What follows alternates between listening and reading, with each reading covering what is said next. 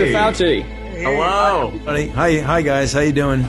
We're so Wonderful. good. Doing well, thank you. Good. We love you. So, Dr. Fauci, this is the fastest vaccine in human history. People want to know, did we undermine the safety of the vaccine because it was done so fast and without long-term studies?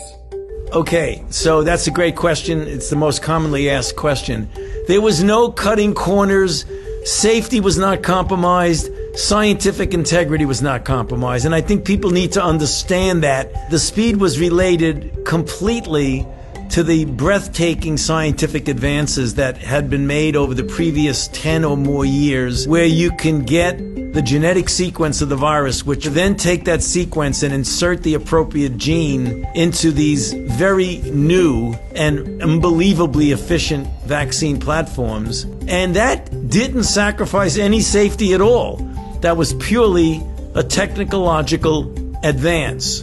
Then the Moderna trial was 30,000 people. The Pfizer trial was 44,000 people. And it happened to be taking place in the middle of a ferocious outbreak. So when you're trying to prove a vaccine works and there are just a few infections here and there in society, it could take 7 years to get a vaccine. There were so many infections that we went from sequence to getting the vaccine in people's arms in less than a year. That is historic, but it's historic from a scientific standpoint. There was absolutely no cutting of corners at all. So you're saying that there's no chance that there's some weird side effects that are going to pop up 3 years down the road? The chance of that happening is spectacularly low.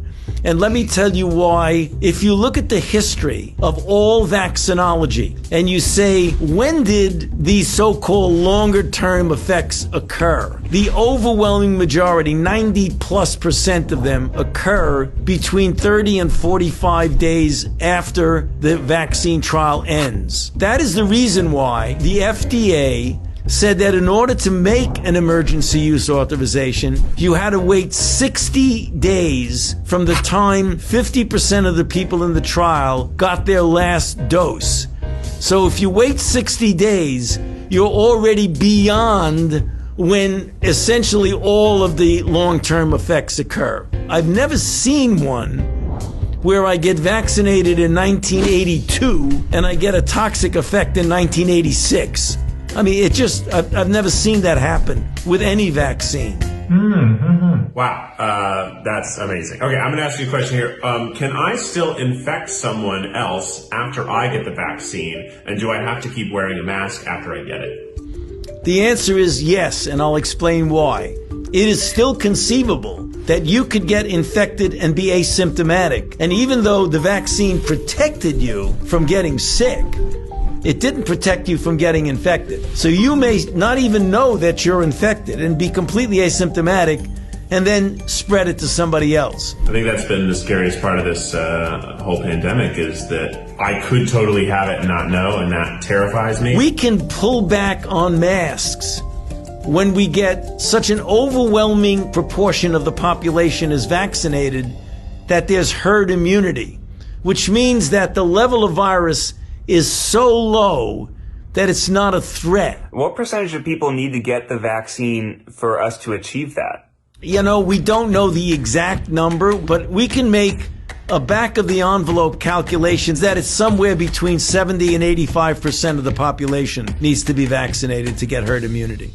Here's, some people, there's a lot of people talking about things out there. Some people think maybe it would be easier to just achieve herd immunity by letting the virus spread rampantly through the population. What do you think about that? Okay, well, that's maybe the worst idea.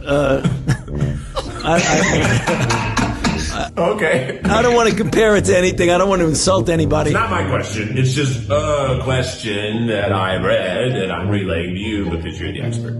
Do you read it on Facebook, Keith? I did read it on Facebook. The general level of herd immunity right now in the country, the last time the CDC looked at it was like 10%, 12%.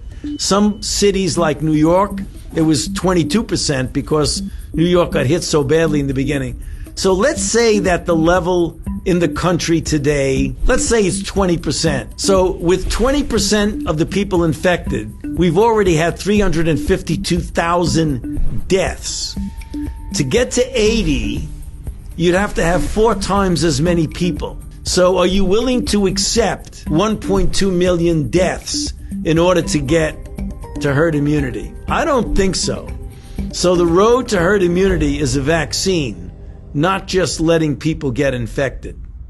And how soon after getting the vaccine would I be immune? So let's say you get vaccinated and then 21 to 28 days later you get a boost. Anywhere from 10 to 14 days following the boost, you can consider yourself protected. Dr. Fauci, a new COVID variant has been reported in over 40 countries and is said to be more transmittable. Will that make the vaccine irrelevant? That has a mutation which is causing the virus to be much more easily transmissible from person to person. According to the Brits, who've looked at it very carefully, and we will also be doing the same thing, they find that the mutation does not make people sicker or even more people dying, nor does it seem to interfere with the protection that's afforded by the vaccine. So the only thing that's functionally different, it appears to spread more easily. My fiance Maggie, she actually got the vaccine already at work. They've been prioritizing nurses. For me, there's like a lot of contrasting information out there. Like, I'm immunosuppressed and I don't know, am I supposed to get it? You can take a vaccine. The only time an immunocompromised person should not take a vaccine is when it's a live, attenuated vaccine, because the virus can then replicate a lot in you and not stop replicating the way a person who has a normal immune system would be. But you should get vaccinated, because even though the immune compromised may not get you to have as robust a response, a less than robust response is better than no response. So go get vaccinated. Some protection is better than no protection, yes. Learned that in college. Stop, guys. Stop. I have a newborn child. We just got his 2 months vaccines for all of the other stuff, but I've been really worried about COVID. When can my kids get the vaccine? Do they need to get it? They do, but let me tell you what the strategy has been for decades and decades and decades with vaccines. Children and pregnant women are vulnerable, so the general policy has been you do not vaccinate children or pregnant women until you've proven that the vaccine induces the same sort of response that it induces in normal adults and protects them. And you do what's called a bridge. You bridge the immunogenicity study in the children and the pregnant women with the efficacy study that you've already completed, and you make a determination that it's okay to give it to children. We're going to start that likely towards the end of January. We'll be doing that in children. Oh, that's soon. So, Dr. Fauci, we know that the vaccine doesn't instantly make everything better. So what can you tell us about what the next few months look like?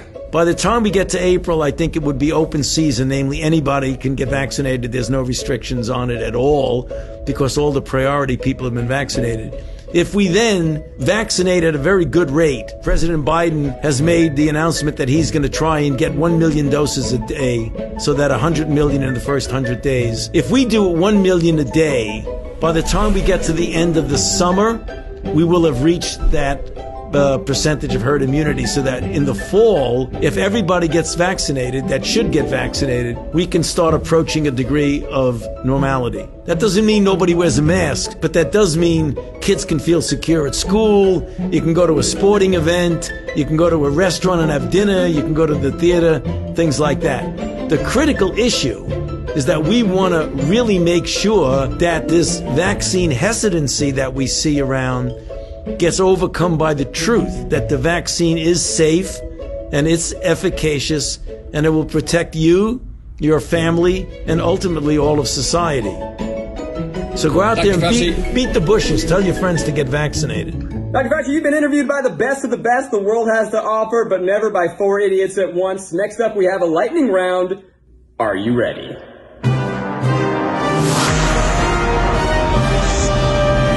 Lightning round. These are some of the most widely believed COVID vaccine conspiracy theories on the internet. Okay, Dr. Fauci. Are you lying when you said you got the vaccine? No? Right here. Does the COVID vaccine cause COVID? Absolutely impossible. Are the vaccine ingredients more toxic than COVID-19 itself? Absolutely not. Will the vaccine change my DNA? Absolutely impossible. Well, do the vaccines deliver a microchip with a barcode into my arm to keep a track of me wherever I go?